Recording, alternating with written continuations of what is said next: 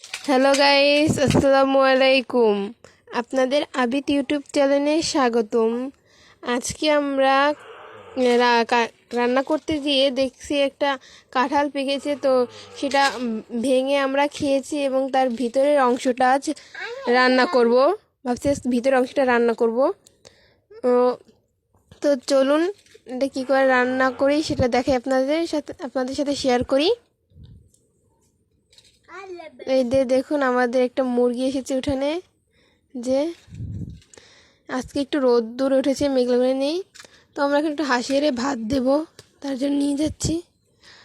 আর আমাদের না দুটো হাঁস মারা গেছে একটু অসুখ জন্য, তার জন্য এই হাঁসগুলোকে আটকে রেখেছি। যে দেখুন মুরগিটা এসেছে খেতে। এই যে দেখুন, আমরা এখন যে কাঁঠালের ভিতর অংশটা কেটে নিচ্ছি।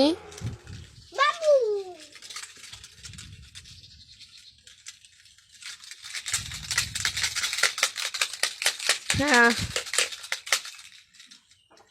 যে দেখুন পানিতে একটু গরম পানি নিয়ে নিয়েছি, তার ভিতরে একটু একটু হলুদ দিয়ে দিয়েছি।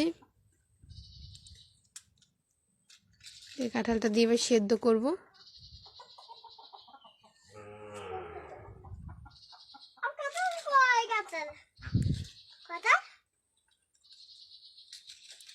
যে রান্না করছি, এই যে আমাদের সেদ্ধ করাটা হয়ে গেছে। এখন এর ভিতরে আমরা তেল আর পেঁয়াজটা ভেজে নিচ্ছি।